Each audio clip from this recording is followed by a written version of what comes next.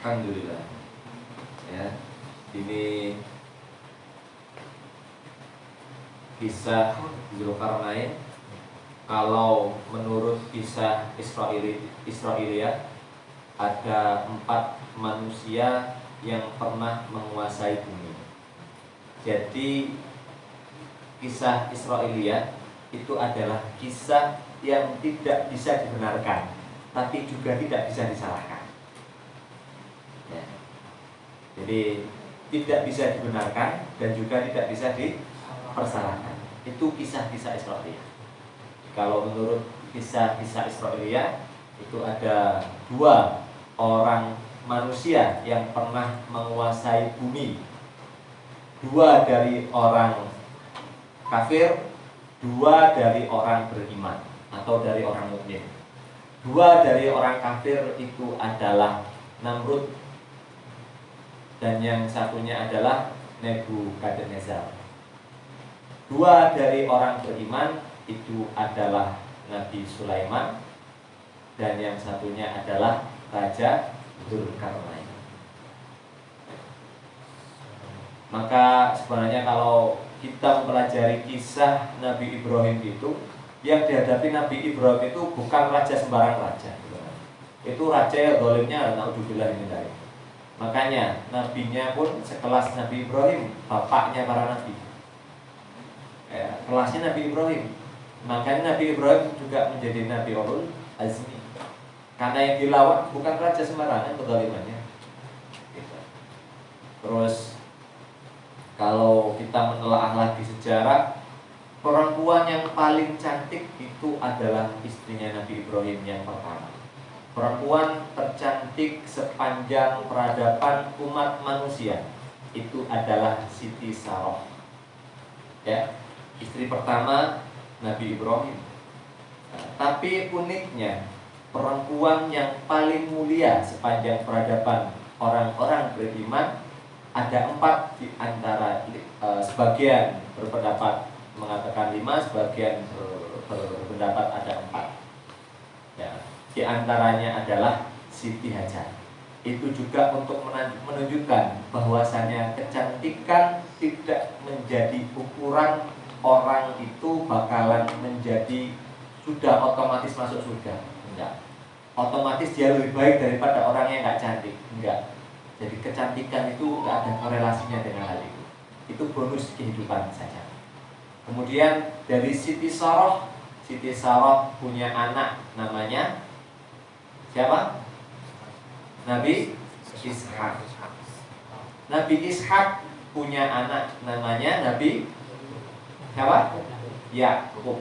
Nabi Yakub punya anak namanya Nabi Yusuf.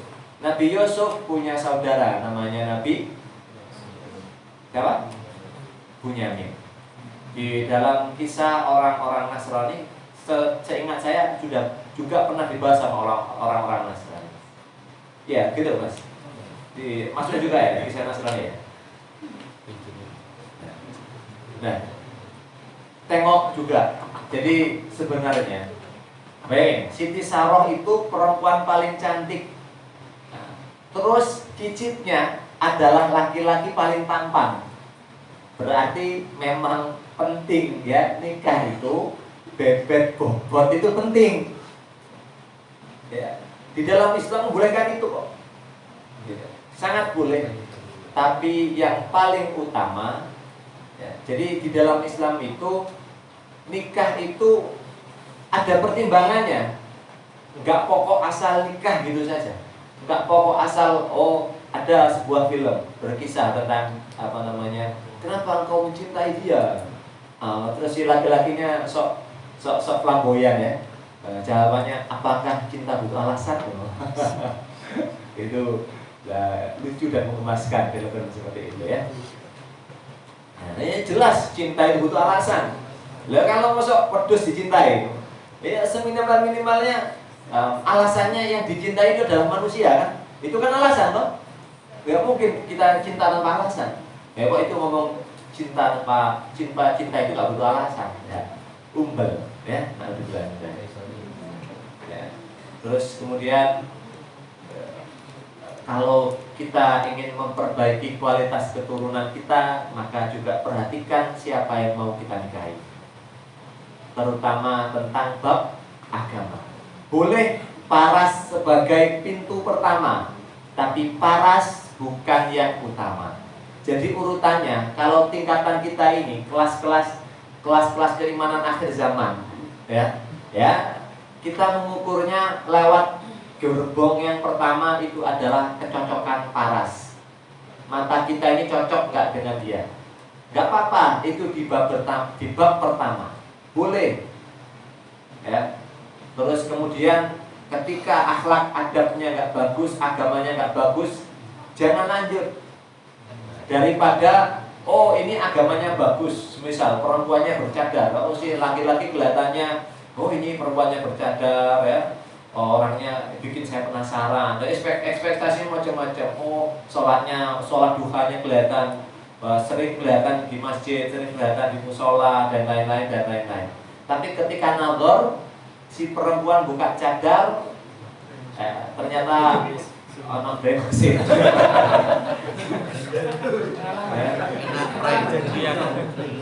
Ya ternyata ya enggak ya, perempuan kok. Ya saya ya. Bukan demosi, laki-laki nah. Misal ada ketika dibuka cadarnya tidak cocok, ya, yang laki-laki tidak cocok karena parasnya tidak sesuai dengan keinginannya. Nah, itu yang tidak benar. Kenapa? Karena menempatkan agama di pintu pertama tapi bukan yang utama. Jadi seolah-olah agama itu kalah dengan paras, kalah dengan wajah. Ya, paham ya? Ya, tingkatan keimanan akhir zaman. Ojo melit-melit gitu. Maka yang ukur kalau keimanan antum, keimanan jenengan semua ini adalah keimanan kelas para sahabat, para orang-orang soleh terdahulu, it's okay, gak masalah.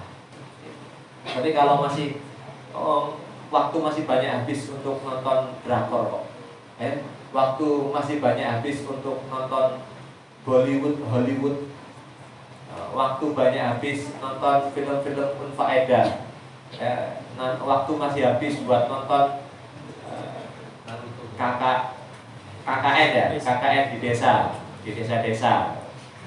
Terus waktu banyak habis buat nonton untuk film-film layangan tebal bahasa Jawa.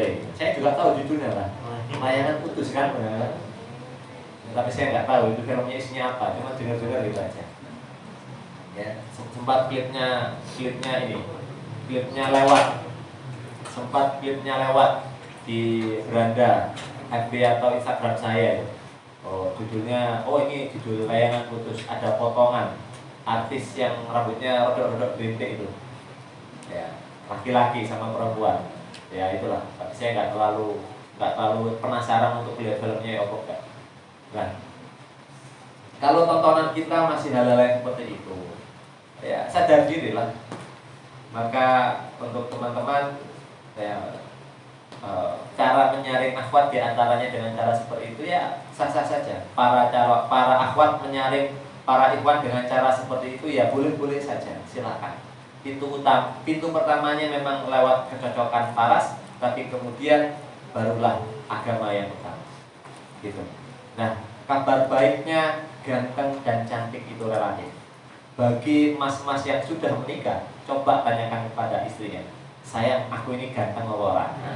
Ya, pasti jawaban istrinya itu, boyku terpaksa, boyku benar-benar jujur, mas ganteng. Atau sebaliknya, ya. Nah, kalau si mbak ini, kalau sudah menikah, sayang, adik ini gimana, gemuk atau enggak?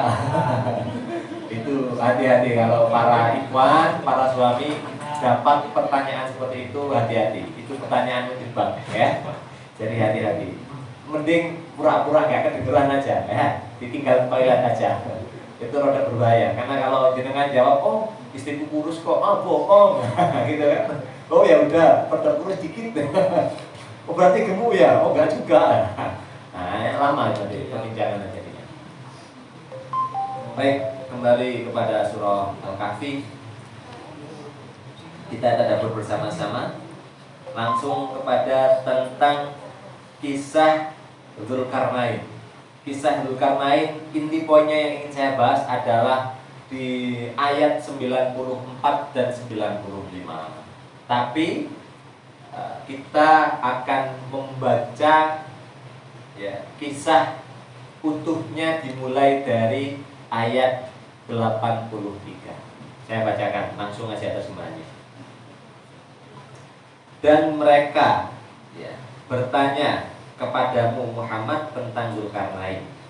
Ya, dan kalau mereka bertanya kepadamu Muhammad tentang Dzulkarnain, ya, katakanlah akan aku bacakan kisahnya. Jadi kalau itu ibarat gitu seperti kayak kalau Mas Faros ditanyain oleh orang-orang Quraisy atau kafir Quraisy atau siapapun tentang kisah Dzulkarnain, maka ibaratnya kayak gini. Maka ngomong Mas Faros nang are-are itu tentang kisah Dzulkarnain. Di ayat 84 selanjutnya, sungguh kami telah memberi kedudukan kepadanya di bumi, dan kami telah memberikan jalan kepadanya untuk mencapai segala sesuatu. Maksudnya ini adalah ilmu. Sudah diberi segala bentuk macam ilmu untuk mencapai segala sesuatu yang ingin dia capai. Dzulkarnain punya karunia itu. Ya. Dzulkarnain punya kenikmatan itu. Apapun yang ingin dia capai, Dzulkarnain punya ilmunya.